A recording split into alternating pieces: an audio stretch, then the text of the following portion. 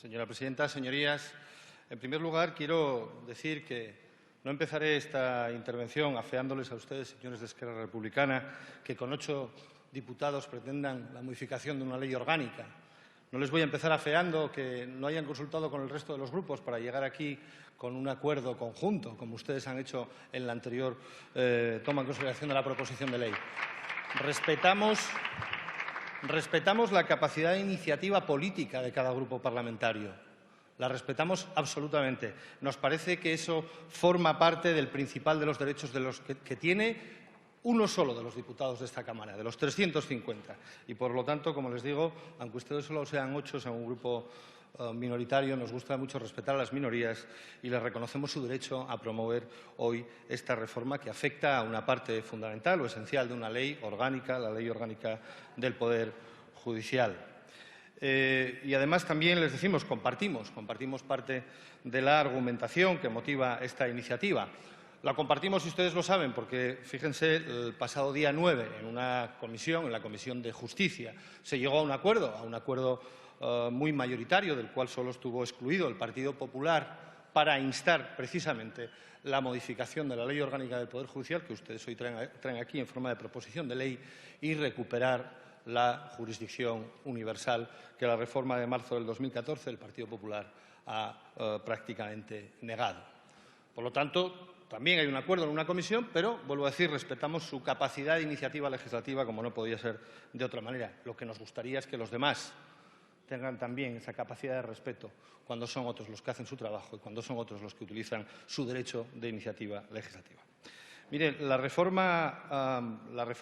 que ustedes plantean, y lo dicen en la exposición de motivos, en el párrafo final de la exposición de motivos, pretende que los jueces y tribunales españoles, por lo que a los crímenes internacionales se refiere, puedan ejercer su jurisdicción independientemente de la nacionalidad de las víctimas o del lugar en el que fueran cometidos los presuntos delitos, lo que viene a convertir prácticamente a los tribunales españoles en una suerte de tribunales universales, tribunales con capacidad de intervención en relación con estos delitos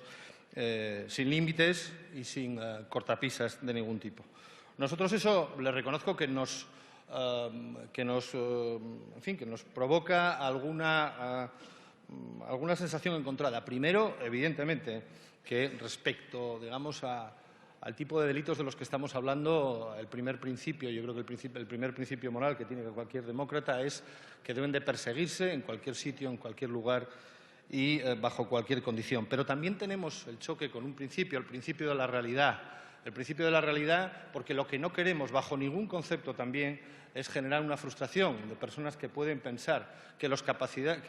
juzgados y tribunales españoles hoy en día tienen la capacidad suficiente para perseguir cualquier tipo de delito en cualquier lugar del universo con los medios de los que disponen. Y, sinceramente, señorías,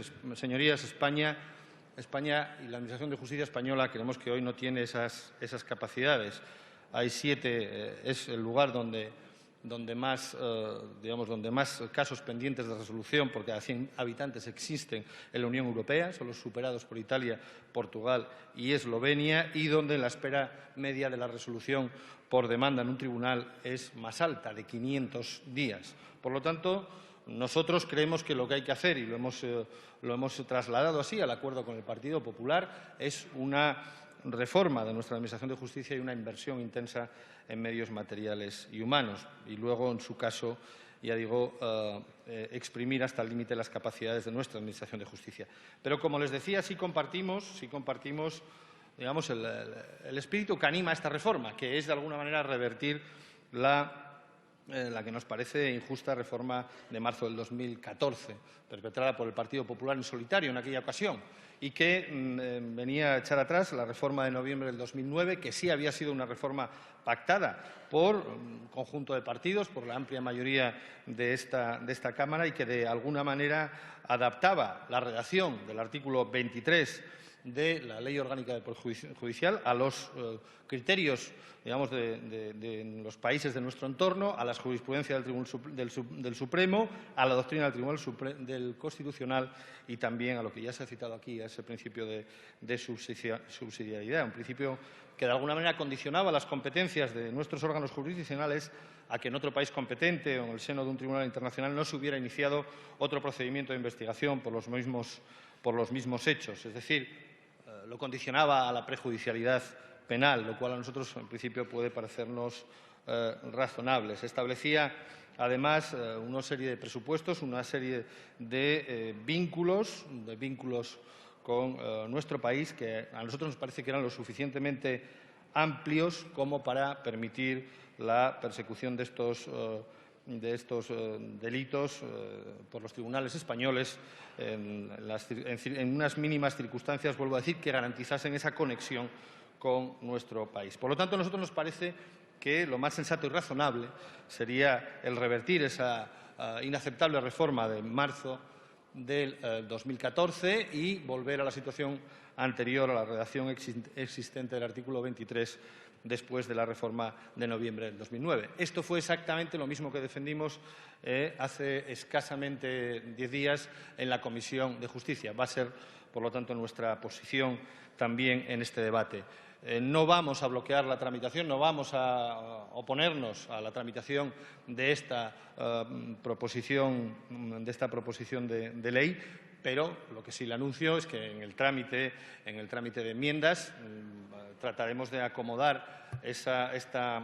reforma a esta posición que le acabo de decir y que es la que, por otra parte, había obtenido un acuerdo mayoritario, muy mayoritario, en la Comisión de Justicia cuando fue debatida esta cuestión. Para finalizar, dos cuestiones que se ha dicho que también tienen que ver con la Administración de Justicia y con cómo se ha administrado la justicia en nuestro país. Y es dirigido a la portavoz del Partido Popular, la señora Escudero, que dijo que el Partido Popular no había indultado bajo la presidencia de Mariano Rajoy a ningún cargo político. Miren, esto es, ustedes no solo no indultaron a un cargo suyo, sino que lo hicieron con un cargo de Convergencia y Unió en la época de Jordi Pujol, en el año 2012, al señor Josep María Sempich, por el caso Treaval. Supongo que lo conocerán, pero es que además, miren, la importancia de las cuestiones que hemos debatido aquí es que hace escasamente 6 días el Gobierno indultó a cargos políticos, a cargos en concreto, en el caso de Rota, en el caso Uniformes, hace escasamente 6 días a 6 funcionarios del Ayuntamiento de Rota por el denominado caso Uniformes, entre ellos a un exconcejal del Partido Popular en Rota. Estamos hablando de algo sucedido no hace mucho tiempo, hace escasamente 6 días. Por eso es importante la reforma de la que hablábamos antes. Y miren, para finalizar, señores de Esquerra, hay usted ha manifestado en su intervención, señor Tardá, que su aspiración es convertir a Cataluña en un país de acogida. Nosotros, desde Ciudadanos, lo sabemos bien, Cataluña ya es un país de acogida, un gran país de acogida, desde luego que lo conocemos. Es una tierra de acogida y lo ha sido durante muchísimo tiempo, prácticamente durante toda su historia. Pero, curiosamente, ustedes que vienen hoy aquí a defender este principio de justicia universal son los mismos que están promoviendo un proceso de independencia que quiere convertir en extranjeros en su tierra a la mitad de los catalanes. Ustedes, justamente. Por lo tanto, de esas buenas intenciones, lo primero que podrían hacer sería aplicársela precisamente a esos catalanes a los que ustedes, como les decía, quieren convertirlos ustedes en extranjeros en su propia tierra. Nada más. Muchas gracias.